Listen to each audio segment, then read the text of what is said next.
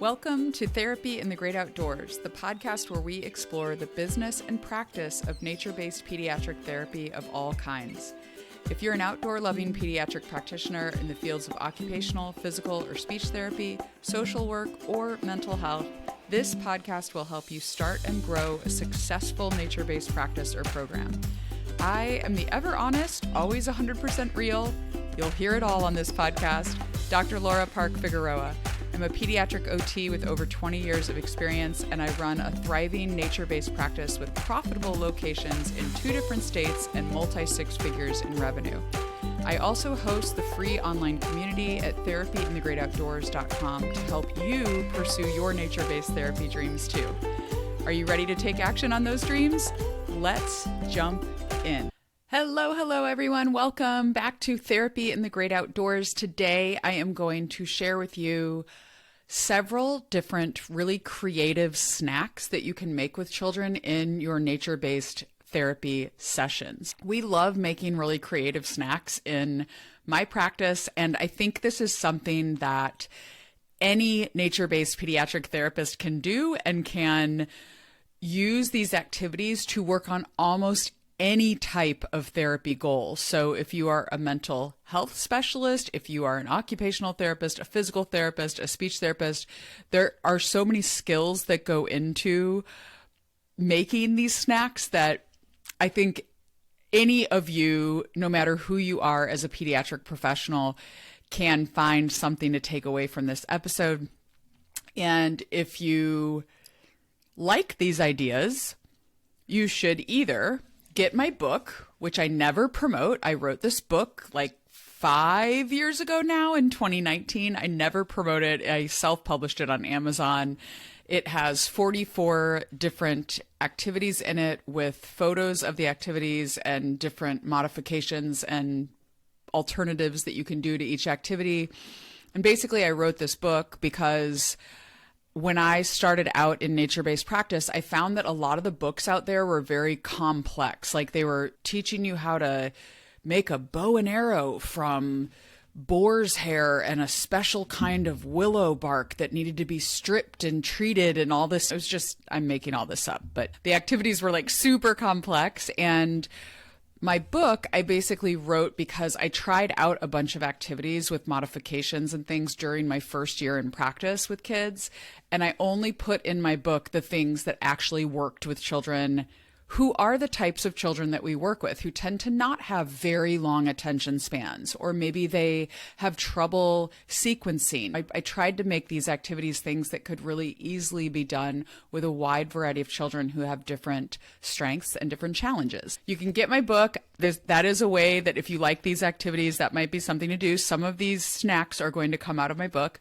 And the other thing is there is a membership inside of the Therapy in the Great Outdoors community, the online community that I host and run. And we have a free area of the community where you can get access to a discussion board and you can connect with other members there. We also have a jobs and volunteer board. And there's another area that's free too, and I can't remember what it is right now. But anyway, there's free areas there, but we also have supporting memberships. And these are monthly memberships, so there's no commitment, there's no minimum commitment. You can cancel anytime. It's $9 a month. It's like basically the cost of a good latte with a good tip at a nice coffee shop. And you can get access for that $9. You get access to a monthly call with me, as well as tons of trainings and resources for nature-based pediatric therapists, and access to our treatment activities area. So this area is a crowdsourced area where people share their favorite activities. And a couple of these snacks that I am going to mention are also in that treatment activities area inside of the supporting membership in the community. These are 2 things that I almost never promote, the $9 a month supporting membership as well as my book, because they are lower cost resources that I don't find myself having much time to promote or remind people of because I'm busy running my practice and my online business where I coach therapists and running their practices. I find that my time often gets taken up by selling the bigger things that I have to offer, my courses and my programs. And I forget to mention these other low-cost resources. So those are there for you all.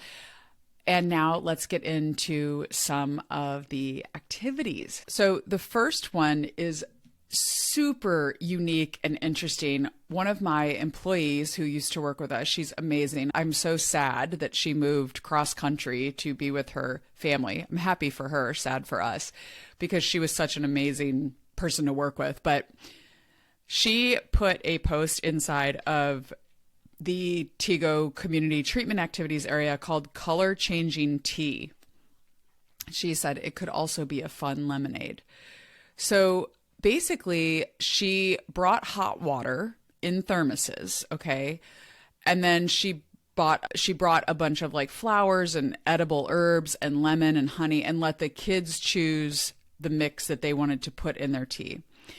And she said if you use butterfly blue pea flower, it creates this beautiful blue tea that has barely any taste to it.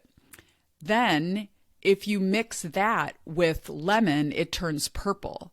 And if you mix that with hibiscus, it turns red.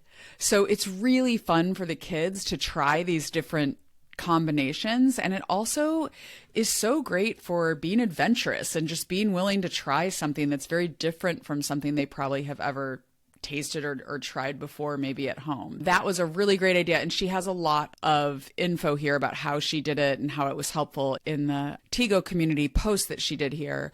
But you can find that inside the community under Color Changing Tea if you want to look that up and just do these like color combinations with kids to see how they can change the color of their drink. I thought that was a super cute snack idea. So that's the first one.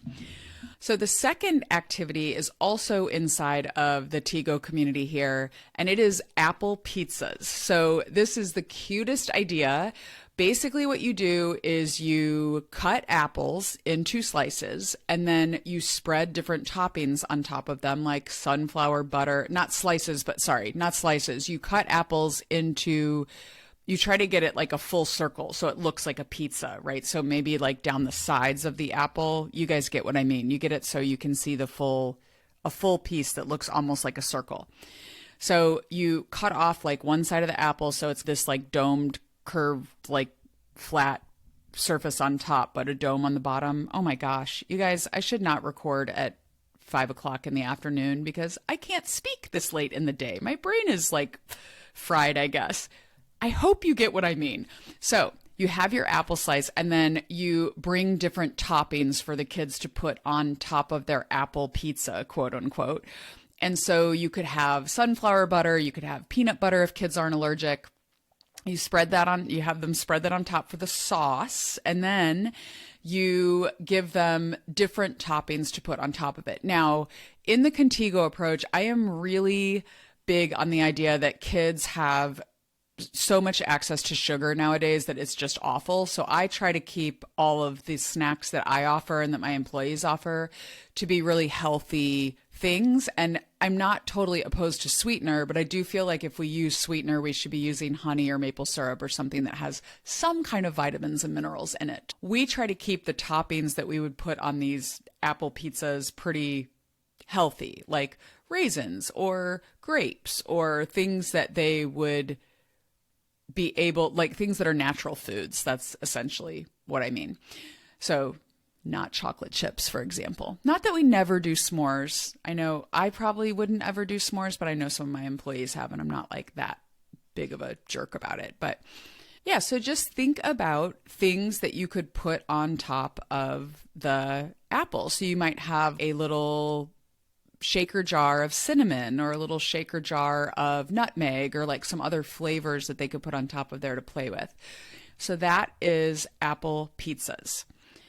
Okay, along the apple topic, I will share in my book, I have an activity in the snack section called Fun with the Apple Peeler. And basically this is called, if you go on Amazon or go online and look up Johnny Apple Peeler, you will find this old-fashioned, very heavy, they're usually made out of cast iron, these old-fashioned, heavy hand crank apple peelers, and they are so fun. This is probably like one of my number one tools that I love to use with kids in sessions. They are so fun to use because you put the apple on these prongs and then you hold the bottom of the kind of contraption and you crank this little handle, and it spiral cuts the apple and peels it all at once. So it makes this big long string of apple peel, which the kids in one of my groups called apple spaghetti. I thought that they would not want to eat the peel, and they used to fight over who got to eat the apple spaghetti. Then after you have this apple spaghetti, the peel is all off. Then you have this spiral cut apple that gives you just these beautiful, perfect, it's basically how back in the day, grandmas used to make apple pies more quickly because they didn't have to then hand slice all and peel all of the apples. It is such a great tool. I highly recommend it.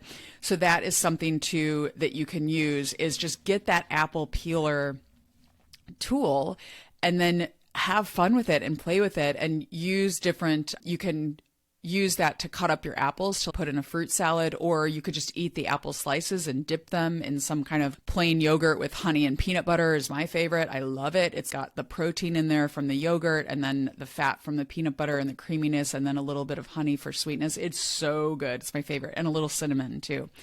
So you can do all different kind of things with the apple peeler. That's super fun.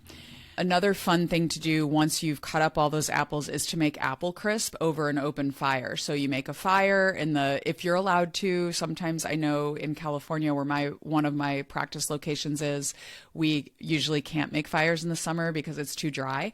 But if you can make fires in the summer, you could, at summer camp, you could make that fire, get the fire going really hot, and then you take the peeled apples. Again, oh my gosh, y'all, I'm sorry. I won't record in the afternoon again.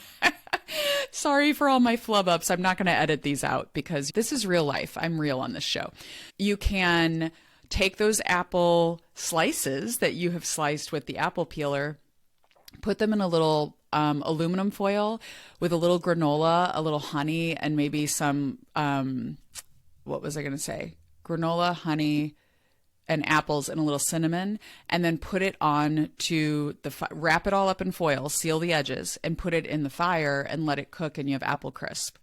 If you really want to extend that activity, you can get an ice cream ball too, and you could make ice cream sweetened with honey and heavy cream in the ice cream ball, and then have it with your apple crisp. That would be an awesome celebratory meal for the last day of a week of summer camp or something. Okay, and then the last one that I want to share with you all is pasta packets, okay? Similar to what I just talked about with making the apple crisp, where you would put it in foil and seal all the edges and then put it in the campfire. You can also use a spiralizer, and actually, it wouldn't spiralize it though. You can also use a spiralizer, which is another machine, basically like a very simple hand crank machine that will spiralize vegetables. So you can take zucchini is usually what's used because it's soft enough to spiralize. You can put the zucchini in this machine on these little prongs, and then you hand crank this thing and it turns it, or it pushes it through this thing to spiralize the spaghetti and make like pasta noodles, but spaghetti, they would be zucchini noodles. And I was amazed when we did this several years ago at camp, how many kids that would not touch a vegetable would eat these pasta packets when we made them, because we had made the whole thing together. So you spiralize the zucchini, you put it in the little pot, in the little aluminum pouch, put a little bit of tomato sauce on it and a little Parmesan cheese. If you want to get really fancy, you could bring like Italian seasoning, or you could bring oregano and basil or something for the kids to put on top of theirs.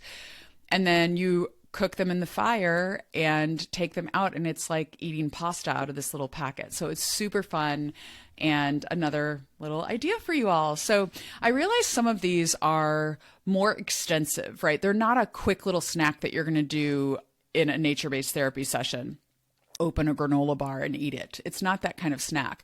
The intention of these activities is to be something that is a large part, a very meaningful part of your nature-based therapy session, so that you are connecting kids to natural foods This is nature-based therapy, you all. It's not just being outdoors. It's all enmeshed. It's all intertwined, what we do in our nature-based work with kids. And getting kids to eat healthy foods that are natural whole foods that the earth gives us is a great opportunity to talk with them about that concept of how awesome it is that we rely on the earth to give us our food. And so we want to take care of the earth because the earth gives us our food. There's so many fun lessons that we can teach there just in having an activity like this where we are using foods that are natural foods that the earth gives us. So I hope y'all found this episode interesting and are excited to try some of these things. If you do, please reach out to me on Instagram and tell me. I love hearing from you all.